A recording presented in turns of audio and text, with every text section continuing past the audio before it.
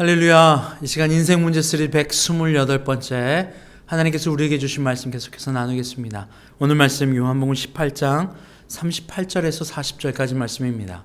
요한복음 18장 38절에서 40절까지 말씀입니다. 이 말씀 우리 함께 봅니다.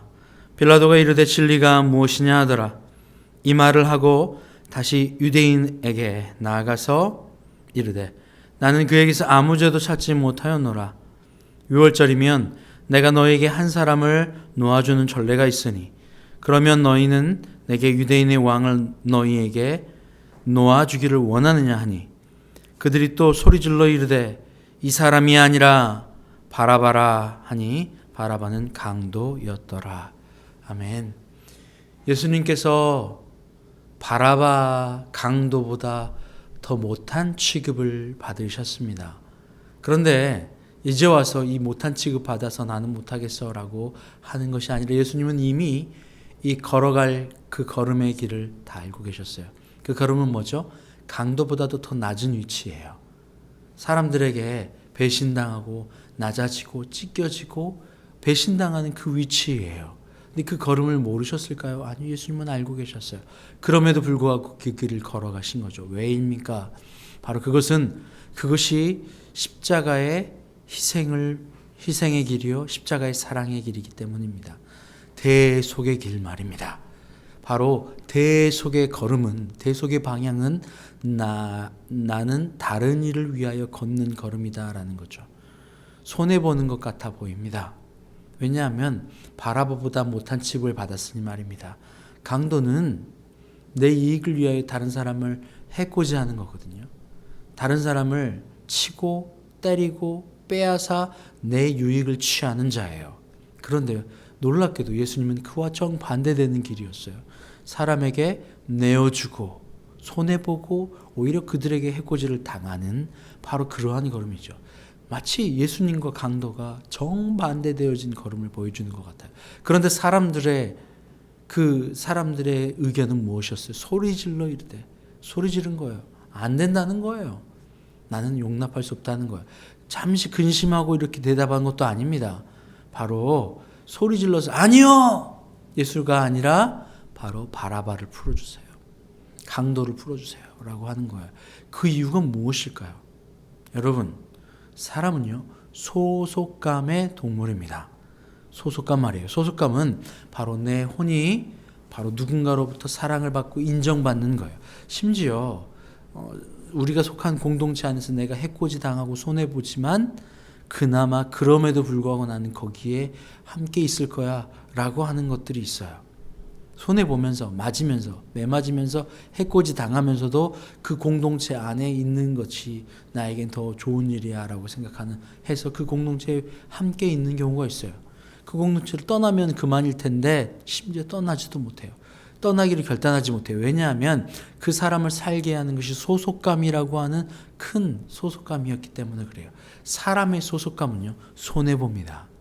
내가 그 소속감 안에 들어가서 뭔가 유익을 취하고 싶어 하거든요. 만족을 취하고 싶어 하거든요. 왜냐하면 사람은 누군가로부터 인정을 받고 그 사람의 사랑을 받아야 공동체 의식을 통하여서 내 영이 열리거든요. 사람에게 말이에요. 그래서 어떤 소속과 어떤 공동체 안에서 내가 인정받고 그 안에 소속되어졌다라고 하는 그 소속감 sense of belonging이에요. 어디에 포함되어진 마음, 바로 그거거든요. 그 공동체 안에 있다는 것만으로도 나는 좋은 일이겠죠. 학교에서 많이들 옛날에, 지금 이런 문화가 많이 사라졌다고 하는데 MT를 가거나 신입생 환영회를 하거나 하면 좀 가혹적인 일을 많이 시키죠. 술을 큰 잔에 주면서 돌려 마시면서 이것을 다 마시면 너는 우리 클럽에, 우리 학교에, 우리 동아리에, 아니면 우리 과의 일원으로 인정받는 거야 하고 하면서 해코지 당하지만 그걸 통해서 해냈다, 나는 이 공동체야 라고 하기도 합니다. 혹은 MT 가서 얼차려를 당하면서 이걸 통하여서 나는 그래 이 공동체와 함께야 라고 소속감을 느끼기도 해요. 때론 같이 힘든 훈련을 통해서 그 훈련 안에서 우리는 한 소속감이야 라고 하는 연대의식이라고 하죠. 그것을 느끼기도 합니다. 그럼에도 불구하고 힘듦에도 손해보는 것 같음에도 불구하고 사람들이 그 소속감에 목매는 이유는 소속감으로부터 사람은 살아있음을 느끼기도 합니다. 친구들에게 뜯기고 손해보고 친구들이 매일 뭐 빌려달라 하면서도 갚지도 않고 막 하는 뜯어먹히기만 함에도 불구하고 그 친구에게 붙어 있어야 내가 살아있음을 느끼는 바로 그 소속감 말이에요. 그런데 우리는 이러한 소속감이 사람을 해치고 공동체라고 하는 이름 안에서 누군가를 헐뜯고 죽이기까지 하는 것은 우리는 잘 알고 있어요. 오늘 말씀에도 보면 유대인의 공동체는, 유대인의 소속감은 그 소속을 파괴하는 것 같아 보여지는 예수를 죽이기로 결단합니다. 그 소속감은 무엇입니까? 자신들의 연대죠. 내 것을 지켜내려고 하는 자기 방어입니다. 자기 방어 말입니다. 그 바리새인과 서기관들은 유대인의 지도자들이었어요. 그런데 예수님이 와서 자신의 자리를 빼앗는 것 같아 보여요. 유대인의 왕으로서 말이에요. 많은 이들이 비교 우위에 점쳐지는 예수 그리스도를 따라가기 시작했거든요. 많은 백성들이 바리새인과 서기관들 아무 능력 취하지 못하고 아무 사랑 없는 그들보다 예수님을 우위에 놓기 시작한 거예요. 바로 그때부터 그들의 마음에 뭐가 들어온 거예요? 비교 우위에 올라가겠다라고 하는 그 마음이 들어온 거예요. 그래서 이들의 소속감을 내게로 붙잡아야지 라고 하는 거죠. 그들의 인정을 받고 살아가는 그들은 그들의 인정이 사라져버리는 것을 죽음의 고통과 맞먹는 일들을 경험해요. 그러니 다시 찾아와야겠죠. 목숨을 바쳐서라도 때려와야겠죠. 그래서 고발을 한 겁니다. 그리고 예수를 죽이려고 하는 거예요. 마치 다윗과 사울도 비슷한 일이었어요. 사람들이 다윗은 만만이요 사울은 천천히다라고 이야기를 하자 사울은 그 안에 비교 우위를 점쳐야겠다라고 생각합니다. 다윗과 사울이 비교할 대상이 아니었죠. 왜냐하면 사울은 왕이었어요. 다윗은 그냥 왕의 딸과 혼인하기로 한 사위였어요. 사실은 예비 사위 말이에요. 그리고 사울의 아들과 가장 친한 친구이기도 했어요. 그런데 사랑하고 줘야 할 대상에게부터 나는 비교 의식을 갖기 시작한 거죠. 그리고 그 비교에서 내가 우위를 점해야겠다고 생각하는 거예요. 그 순간 사울의 삶은 고통의 나날의 연속이에요. 살아도 사는 것이 아니죠. 그래서 그의 모든 생애의 에너지를 어디에 쏟습니까?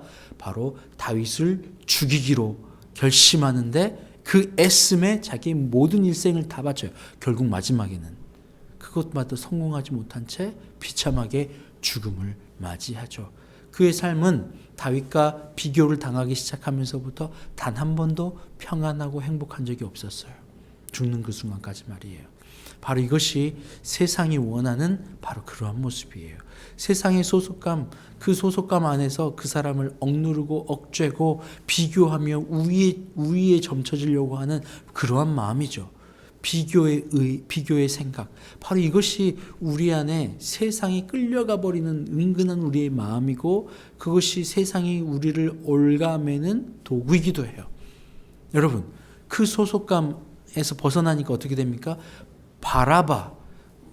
마치 그 강도는 누군가의 자기 이익을 위해서 누군가를 죽이거나 해코지한 사람인데도 불구하고 예수가 더 나쁘다는 거예요. 예수는 누군가를 위하여 내 목숨을 내어준 거고요. 강도는 나를 위하여 목숨을 빼앗은 자거든요. 그럼에도 불구하고 그들은 예수의 편에 들지 않고 강도의 편에 들기 시작하는 겁니다. 이성을 상실하고 무엇이 옳고 그름인지도 깨닫지 못하고 세상이 정해놓은 그러한 규범마저도 다 무너뜨린 채 내 이익만을 위하여 쫓는 거예요. 강도의 모습과 하나도 다르지 않은 모습이 사실은 이 유대인들의 모습이었던 거예요. 유대인은 자신의 이익을 위하여서 과감하게 예수를 죽이라 라고 이야기를 하는 거죠. 강도는요, 내 이익을 위하여 상대방을 죽였던 거예요. 그런데 똑같이 그들도 예수를 향하여 강도의 모습을 하고 있더라는 겁니다. 참으로 아이러니하죠. 그들은 재판은요, 저지라고 하는 그 재판은요, 가장 의롭고 의로운 판단 안에서 공의로 심판되어야 될 자리예요. 그럼에도 불구하고 그들은 의를 따르지 않고 내 이익에 옳고 그름의 잣대를 가져다가 들이미는 거예요. 그 옳고 그름의 잣대가 공의의 잣대가 아니라 내 이익이 있냐 없냐의 잣대인 거예요. 세상에 예수 그리스도를 알지 못하는 모든 사람들은 이 자신의 이익의 잣대로 살아갑니다. 그래서 이 건물이 내 주변에 내 지역에 들어오는 게 좋은 거냐 안 좋은 거냐를 따져요. 그게 공의가 있고 없고를 따지지 않아요. 그것이 들어옴으로 인해서, 그 시설이 들어옴으로 인해서 내 집값이 떨어지고 내 이익이 떨어지면 그것은 악이라고 보는 거예요. 아무리 좋은 일도요. 아무리 의료 헬기 띄워가지고 어려운 사람을 도와주는 일들이 좋아 보이는 일 같아 보이지만 그것으로 인하여 내가 소음의 고통과 어려움을 당한다면 그것은 악이라고 보는 거예요. 철저하게 그 기준이 어디에 있어요? 나에게 있다는 거예요. 내 소속감, 세상의 소속감, 사람의 소속감, 바로 그 소속감은 결국 나를 사랑함으로부터 출발되어져요. 내 이익이 있냐 없냐를 결정하는 거죠. 이 친구를 만날 때 내 이익이 있으면 친구를 만나요. 내 이익이 없으면 친구를 이용하거나 만나지 않아요. 사람을, 형제를 위하여, 친구를 위하여 내 목숨을 내어주는 것보다 더 큰 사랑이 없다고 이야기를 했어요. 요한일서에서는요, 친구를 위하여 목숨을 내어주는 것이 마땅하되, 왜요? 그리스도로부터 우리는 그러한 사랑을 받았으니까. 예수 그리스도의 길과 바로 세상의 길, 전혀 다른 길이에요. 여러분은 어떤 길을 선택하시겠어요? 내 이익이 의와 악의 잣대가 되어지는 삶, 세상의 삶을 살아가시겠어요? 아니면 내 것을 과감히 포기하고 남을 위한 예수 그리스도의 삶, 그것을 걸어가시겠어요? 여러분, 인생의 문제 간단합니다. 내 이익이 재료고 내 이익이 기준이면 오늘 이 유대인과 똑같은 삶을 살아갈 거예요. 그런데 내가 아니라 그리스도 예수께서 나를 향한 그 사랑 때문에 내가 예수 그리스도를 위하여 살아가는 십자가의 길을 걷는다면요, 바로 그에게는 뭐가 유지됩니까? 천국 하늘나라가 그에게 선물로 주어질 것입니다. 할렐루야. 잠시 잠깐의 이익을 위하여 영원한 것을 포기해버리지 마시고 잠시 잠깐의 것을 팔아 영원한 것을 사시길 바래요. 유한한 걸 팔아 영원한 걸 사는 여러분 되길 바래요. 할렐루야. 물질을 팔아 영을 사기를 바랍니다. 함께 기도할게요. 하나님 감사합니다. 저희들 내 이익이 선과 악의 잣대가 되지 않는 저희가 되게 하여 주시옵소서. 감사하며 예수님의 이름으로 기도합니다. 아멘.